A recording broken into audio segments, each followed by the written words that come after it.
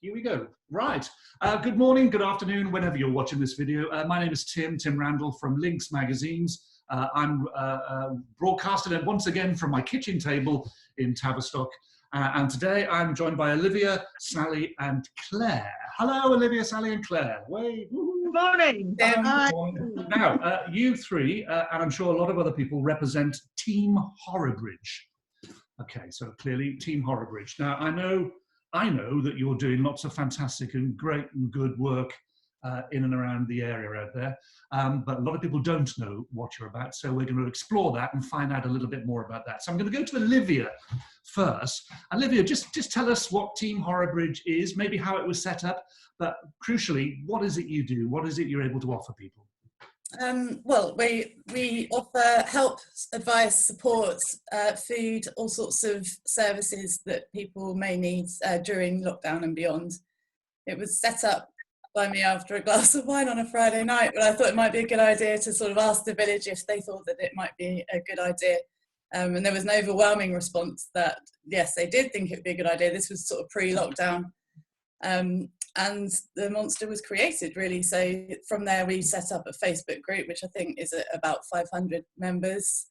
We very early on flyered the village with details of how people could help and support their neighbours and themselves, and really it was all quite organic. I think everybody wanted to help. We had an absolute influx of people volunteering, all sorts of different skills and ideas, and it's sort of, we're making it up as we go along, very much so, and having to dodge red tape here, there and everywhere, but it's clear that it was needed in the village. And then we were starting to notice other groups cropping up sort of around and about, so I've been sort of watching them, seeing what they're doing, and I just like the idea of pulling the community together. Horrabridge is a very strong community anyway. It's a special place.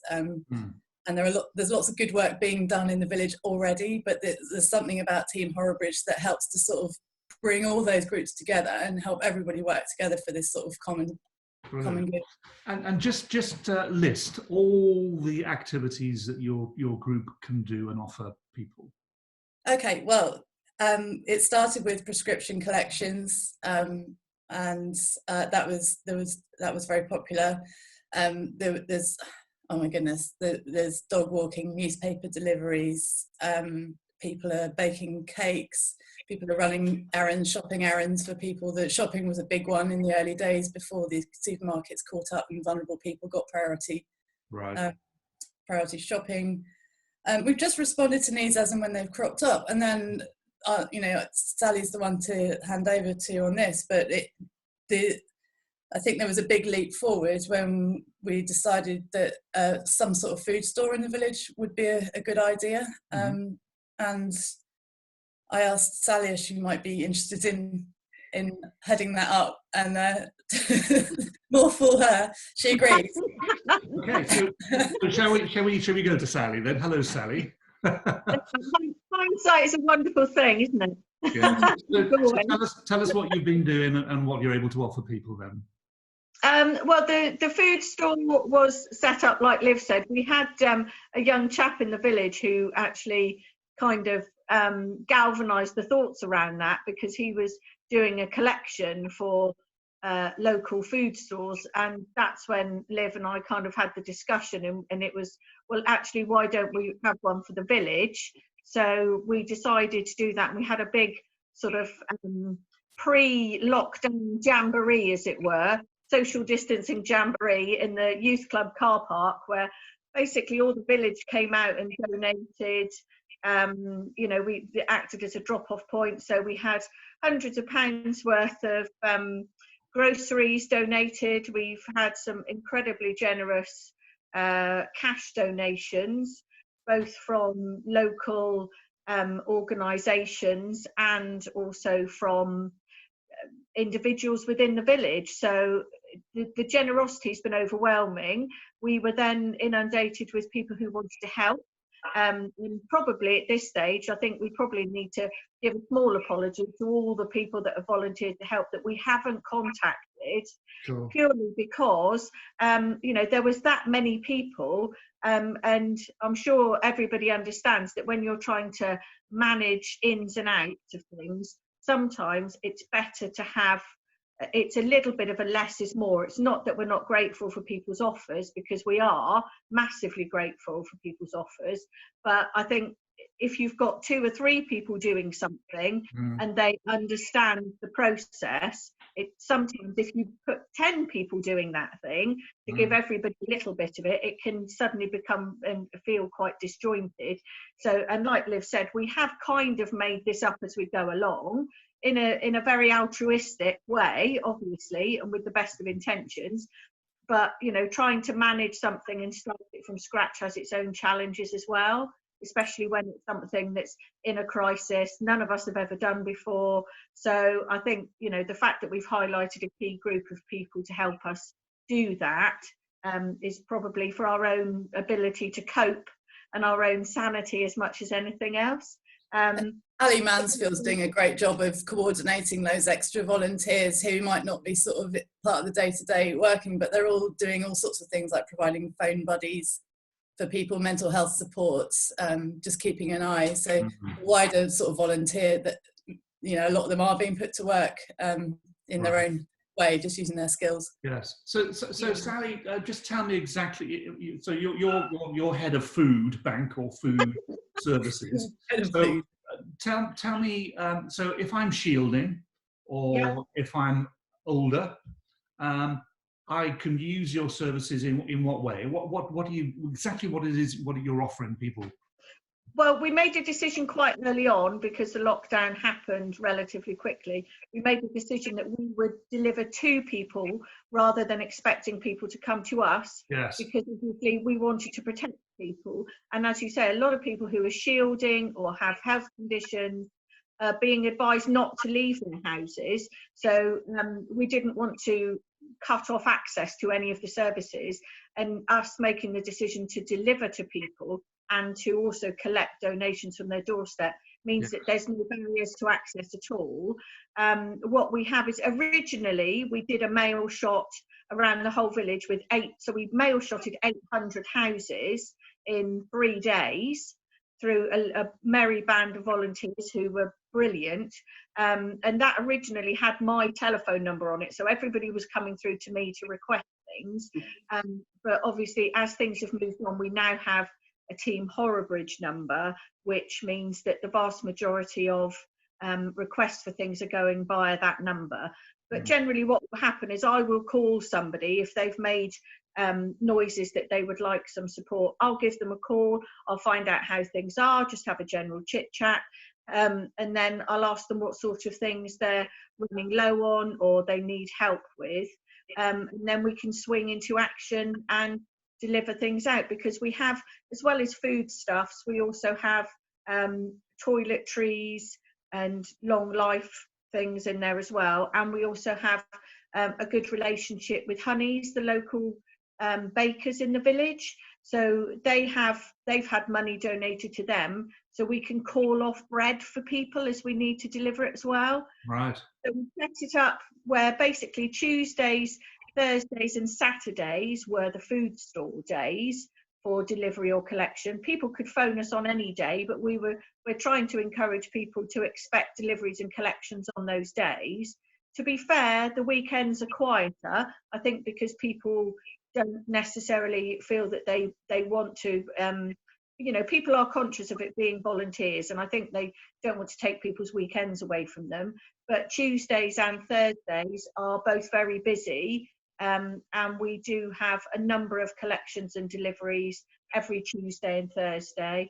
You know, bearing in mind we've been set up for about 6 weeks-ish, I think we've supported in excess of 150 people now, and we do have regular people coming through to us to request our services, and it's just trying to make sure that those people talk to their friends as well, because there's still a big barrier around people's perceptions that there's always somebody worse off than they are, and also that people's pride to ask for things. And at the moment, you know, we are in a situation that is unprecedented. and we do have the resources. So we want to help our friends and neighbours. Yes. And we don't make judgment calls at all on people's circumstances. And you don't have to jump through hoops that you might have to if you were looking at accessing maybe a more statutory funded kind of resource like we have. So it really is just a case of, if you need us, just don't hesitate to give us a shout and we'll do what we can. Just before we move on to Claire, can I just ask you, so how do people reach you for specifically this area, this food area? So is there a telephone number? Is it the Facebook? Yeah, we've got an email address, which Claire's the email queen, and it's Team Horrabridge at hotmail.com. No, it's not. Gmail. I was trying to get it wrong, wasn't I? Almost inevitable. So it's Team Horrabridge at gmail.com. Is that right, Claire? I think so, yeah. Okay. So you can I don't send myself emails. that's it. So you send the email through, and Claire would then forward the details to me or put it on the screen. Is there a telephone number to call you? There's a telephone number as well, which is 07598 958 251. Okay. And that's any request for anything to do with Team Horrabridge, not just the food store. So it's swap, prescriptions, phone buddies, newspaper deliveries, all of those things. It's that one central number. All right, well, let's talk to the drug czar now, which is the drug mule. I've got some runners going every day for me. So Claire, tell us about your bit. So I think you're heading up prescriptions, aren't you? Yeah, I mean, initially, I think when we went into lockdown, people went into a panic and started bulk ordering all of their prescriptions, and we had a run on people wanting them, and it kind of got a bit much, so we asked for volunteers. So we got an influx of people in the village wanting to help. So we have people on a daily basis, so it's not the same person going to the chemist and getting prescriptions for people, and this will be any vulnerable people, elderly people, that can't get out. And also, not everybody's necessarily got access to a car to get their prescriptions. And it's not really advisable to go on public transport. So we have people going on a daily basis to the chemist. It seems to have quietened down a little bit, which is a bit of a worry, because I think when the rules are relaxed a little bit, people kind of get a sense of security where they can go out more, and that's a bit of a worry really, because we are still potentially advised to stay at home. So we want people to still use us. Also, by using us, it helps the chemists, because they haven't got influx of people queuing outside their shops, and they're seeing less footfall, which is safer for them and for the people who are collecting, if there's less people waiting around outside and potentially going in there. Because they are very busy still. People are still getting sick, even though we have a pandemic going on. People are still getting general colds and coughs and things. So I think it's a case of, please still use us. We have someone going every day, which is amazing. If it's your usual prescription, if you can check with the chemist before we go to collect it, to make sure it is there. Or if it's an urgent prescription, please contact us. We can get somebody to go that day if needs be. And so we're going to Yelverton, Tavistock. We even went to Plymouth to collect a prescription for someone last week. So I think just please use us. We're still here. We're going to be here for the foreseeable future.